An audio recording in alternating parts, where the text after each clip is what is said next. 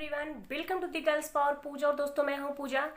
दोस्तों मारवाड़ी अगर 50 लाख रुपए कमा लेते हैं तो वो 40 लाख रुपए प्रॉपर्टी में इन्वेस्ट कर देते हैं, गोल्ड ले लेते हैं या फिर अदर जगह पे इन्वेस्ट कर देते हैं।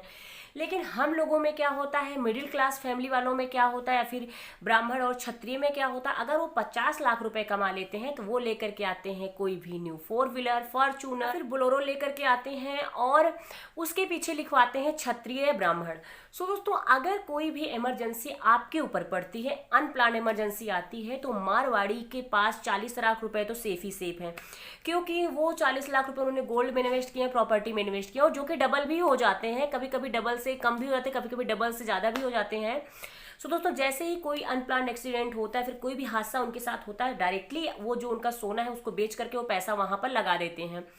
अब आप क्या करोगे, जब आप गाड़ी लेकर के आए हो, देखो जब आपके पास कोई भी इमरजेंसी आती है तो आप गाड़ी तो बेच नहीं सकते हो, क्योंकि आपकी गाड़ी खुद ब खुद कंपनी वाले आके उठा के ले चले जाएंगे वो, ठीक है। क्योंकि आप ईएमआई पे नहीं कर पाओगे, उसका इंस्टॉलमेंट आप दे नहीं पाओगे, आपके पास कुछ नहीं होता। और वैसे भी अगर आप कोई भी गाड़ी लेते हो, कुछ भी आप परचेज करते हो, तो आते ही आपके घर पे उसका 50% रेट कम हो जाता है, चाहे वो न्यू सेल फोन हो, बाइक हो या फिर 4 व्हीलर हो। लेकिन अगर आप अपनी कमाई का वही पैसा सेम आप गोल्ड में इन्वेस्ट करते हो, प्रॉपर्टी में इन्वेस्ट करते हो, तो आपका पैसा डबल हो जाता है लगाते ही। तो आपके ऊपर डिपेंड करता है आप अपना पैसा इन्वेस्ट कहाँ करना चाहते हो या फिर आप अपनी लाइफ को सेव कैसे करना चाहते हो। सो एवरीवन, आज की इस वीडियो में हम बात करेंगे 7 ऐसे ब्रिलियंट तरीके जो आपके पैसों को आपसे बेटर कोई नहीं समझ सकता, या फिर आपके पैसों को बेटर तरीके से बचाने के लिए। गाइस, मेरी जो फर्स्ट टिप्स है वो ये है कि कोई भी उम्र कम नहीं होती है, आप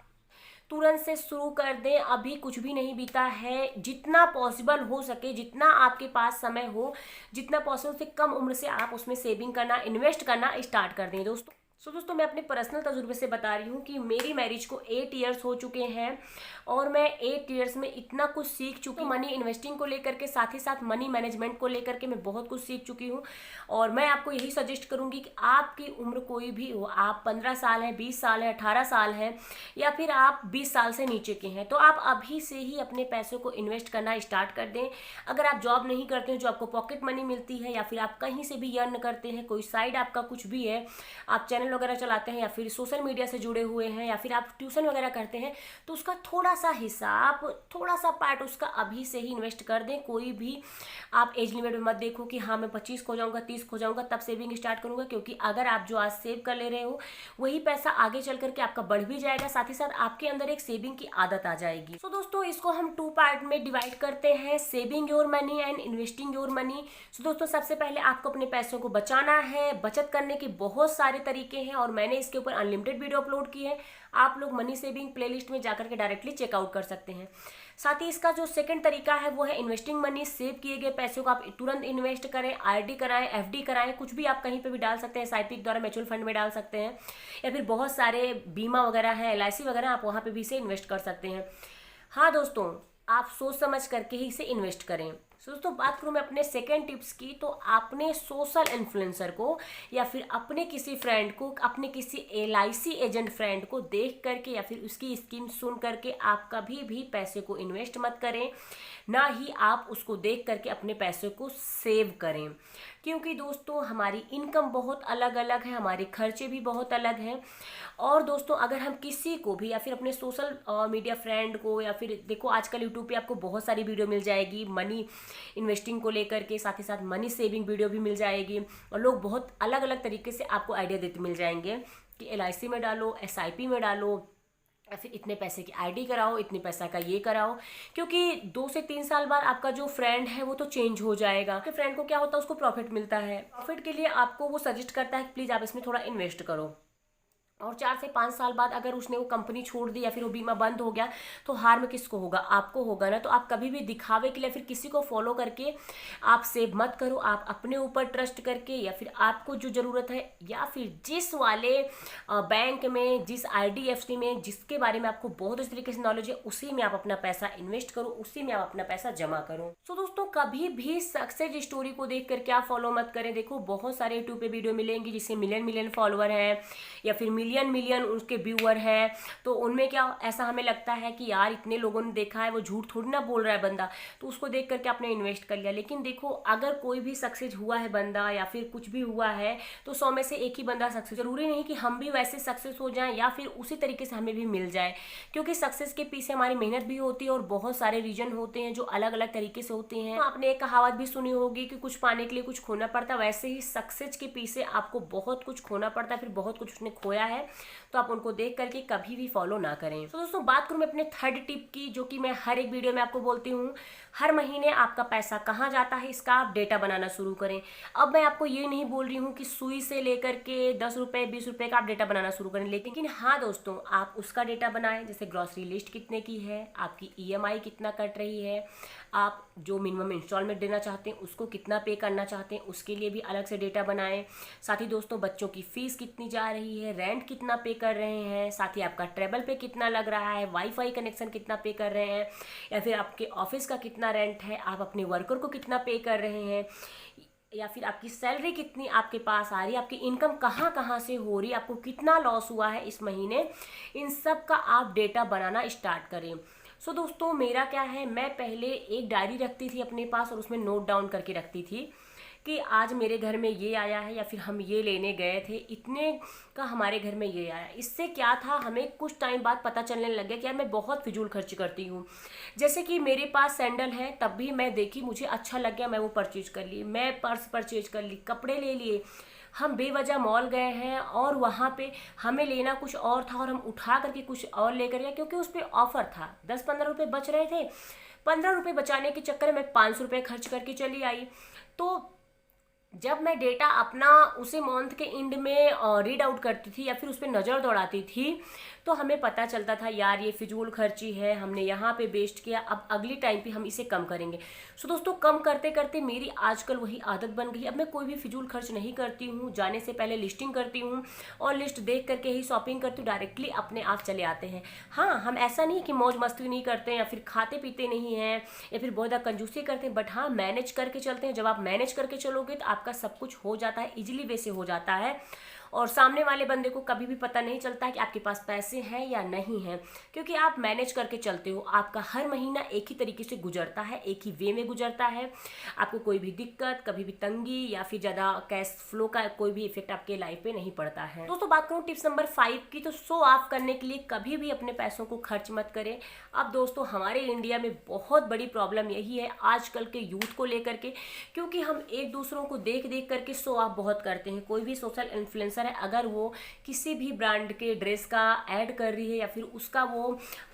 स्पॉन्सर वीडियो बना रही है, तब भी हम समझ लेते हैं यार बहुत अच्छा ड्रेस है, क्योंकि वो उसकी क्वालिटी ही बताएगी, उसको क्वालिटी बताने के ही पैसे मिले हैं, और हम उसको देख करके फॉलो कर लेते हैं यार ये साड़ी बहुत मस्त होगी, या फिर ये ड्रेस बहुत मस्त होगा, ये प्रोडक्ट बहुत मस्त होगा, और डायरेक्टली हम उसको परचेज कर लेते हैं। या फिर अगर हम अपने फैमिली में लें, तो हमारी फैमिली में अगर हमारे किसी मेंबर ने गाड़ी लेकर के चली आई है, तो हम ये नहीं सोचते कि हम भी ऐसे ही लेंगे, हम सोचते हैं यार इससे 2-3 लाख रुपए हम एक्स्ट्रा लगा करके लेंगे, ताकि हमें ये हो कि इससे महंगी है मेरी।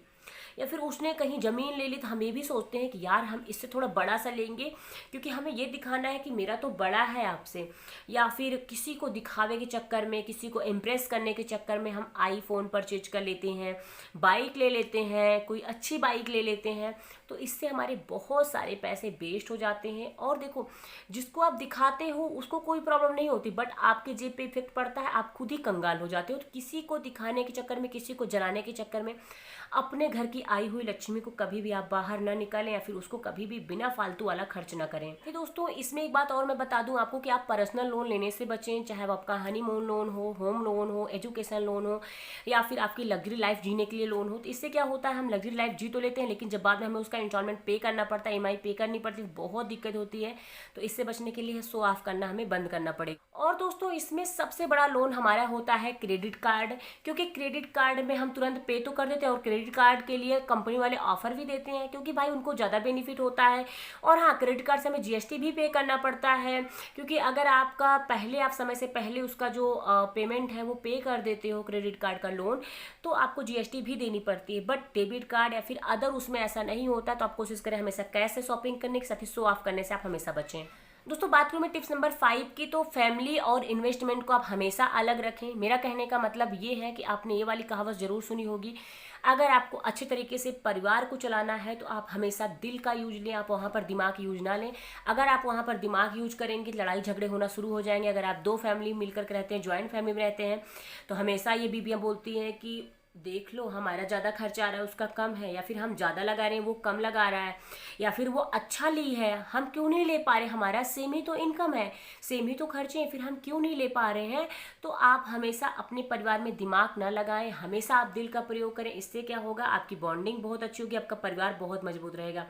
बात करूँ इन्वेस्टमेंट की, तो आप वहाँ पर अपना दिमाग यूज करें। अगर आप वहाँ पर दिल यूज करेंगे, किसी की बातों में आके पिघल जाएंगे, तो आपको बहुत कम प्रॉफिट मिलेगा, साथ ही साथ आपके पैसे डूब भी सकते हैं, आपको बहुत बड़ा लॉस भी हो सकता है। तो इससे बचने के लिए आप हमेशा इन्वेस्टमेंट में अपने दिमाग को यूज करें कि कहाँ पे ज़्यादा पैसा मिल रहा है हमें ब्याज के तौर पे, साथ ही साथ कौन सी स्कीम बहुत अच्छी है, कौन सी कंपनी भागेगी नहीं या फिर फ्रॉड तो नहीं है वो। तो इससे बचने के लिए आप हमेशा अपने दिमाग का यूज करेंगे, तो आपका जो घर है, जो आपका इन्वेस्टमेंट है, उसमें बैलेंस बना रहेगा। तो बात करूँ मैं टिप्स नंबर 6 की, तो हर साल आप अपनी इनकम को बढ़ाने की कोशिश करें, और हर साल आपकी इनकम भी बढ़नी चाहिए। पिछले साल अगर मेरी इनकम थी 50,000 रुपये, तो इस साल मैं कोशिश करूँगी मेरी 55 से 60,000 रुपये हो जाए। या फिर पिछले साल मेरी इनकम थी 15 से 20,000 रुपये, तो इस साल मैं कोशिश करूँगी 50,000 कमाने की। या फिर पिछले साल लाख 1.5 लाख होगी, तो मैं इस साल 4-5 लाख तक का आराम से अर्न करने की कोशिश करूँगी, या फिर कोशिश करेंगे हम। तो जब आप अपनी इनकम बढ़ाओगे, नई नई स्किल सीखोगे, साथ ही साथ अपने अंदर इम्प्रूवमेंट लाओगे, आप थोड़ा थोड़ा अपने जो काम है उसको थोड़ा प्रोग्रेस पे लगाओगे आप, तो आराम से आपकी जब इनकम बढ़ेगी तो आपकी सेविंग खुद ब खुद होनी स्टार्ट हो जाएगी। दोस्तों बात करूं मैं टिप्स नंबर 7 की एंड लास्ट की, जो कि इस टॉपिक से थोड़ा हट करके है, अपनी खुशी को या अपने इंजॉयमेंट को कभी भी आप नज़रअंदाज ना करें। कई बार हमारे साथ ये होता है कि हम सेविंग के चक्कर में, कंजूसी के चक्कर में, या फिर फैमिली की ख्वाहिश पूरी करते करते हमारी जो ख्वाहिश है कहीं ना कहीं दब जाती है, या फिर हम अपने खुशी को कहीं ना कहीं नज़रअंदाज कर देते हैं, भूल जाते हैं कि यार हमें तो क्या करना है इसको लेकर के, छोड़ते हैं बहुत महंगा है, या फिर छोड़ो यार हम नहीं जाएंगे, अब की बार की ट्रिप नहीं करते, अगली बार देख लेंगे हम पक्का, अगली बार कुछ हो रहा था तो कोई बात नहीं यार हम अगली बार कर लेंगे, या फिर हमारी फैमिली बड़ी हो जाएगी तब हम चल लेंगे, या फिर इस बच्चे की शादी हो जाएगी तब हम चल लेंगे, या फिर उसका ये एजुकेशन हो जाएगा तब हम चल लेंगे, लेकिन हमारा तब कभी भी नहीं आता है। तो आप अपनी खुशी को कभी भी नज़रअंदाज ना करें। आप हॉलीडे मनाएं बच्चों के साथ, जब उनकी छुट्टियां होती हैं तो आप हॉलीडे पर जाएं, आप पहले से उसे प्लान कर लें, आप पिकनिक पे जाएं, साथ ही साथ आप डिनर वगैरह करने जाएं, शॉपिंग वगैरह करें अपने लिए। और दोस्तों अगर आपका कोई भी ड्रीम प्लेस है तो आप वहाँ पे जाने की कोशिश ज़रूर करें, या फिर उसके लिए आप सेविंग ज़रूर करें। साथ ही साथ अगर आपका कोई भी ड्रीम प्लेस है तो वहाँ पे जाने की आप कोशिश करें दोस्तों। और अगर आपका कोई भी ड्रीम ड्रेस है या फिर कुछ ऐसे ड्रीम है जिसे आप पूरा करना चाहते हैं, हमेशा उसको कोशिश करें। जैसे कि मेरे कुछ ऐसे छोटे छोटे ख्वाब हैं जो मैं सोचती हूँ कि हाँ उसको इन्वेस्टमेंट करके पूरा कर लूँगी। इस वीडियो में अपने ड्रीम के बारे में इतना ही बताऊँगी, बट हाँ आने वाली किसी वीडियो में आपको जरूर अपने ड्रीम के बारे में बताऊँगी कि मेरी ड्रीम क्या है। तो उसको पूरा करने के लिए कहीं ना कहीं मैं कामयाब हो भी गई हूँ और हो भी रही हूँ और कोशिश कर रही हूँ। साथ ही साथ कौन सी ऐसी ऐसी कोशिशें हैं, कौन सा ऐसा इन्वेस्टमेंट है जो मैं अपनी ड्रीम को पूरा करने के लिए कर रही हूँ, तो होपफुली आप मेरी नेक्स्ट वीडियो को भी देखोगे। सो दोस्तों कुछ इस तरीके से मेरे आज के वीडियो 7 एकदम आसान तरीके से पैसों को कैसे बचाएं, या फिर मनी मैनेजमेंट जो आपको बेटर तरीके से आप समझ सकते हैं। सो होपफुली उम्मीद करूँगी वीडियो आपको बहुत अच्छी लगी होगी। अगर एक भी टिप्स पसंद आई हो प्लीज़ मेरे वीडियो को लाइक करो आप लोग यार। साथ ही साथ अगर आप लोग मेरे चैनल पे नए हो तो प्लीज़ मेरे चैनल को सब्सक्राइब करो, साथ ही नोटिफिकेशन बेल को ऑल पर जाकर के आप लोग क्लिक करो, जिससे कि मैं जितनी सारी वीडियो अपलोड करूँ उन सब नोटिफिकेशन आप तक टाइम पहुँचती रहे और आप लोग मुझसे डायरेक्टली कनेक्ट हुए रहो। दोस्तों मिलती हूँ next amazing money saving video के साथ, तब तक के लिए बाय बाय, टेक केयर, घर पर रहो, सुरक्षित रहो। Thank you so much, love you all, bye.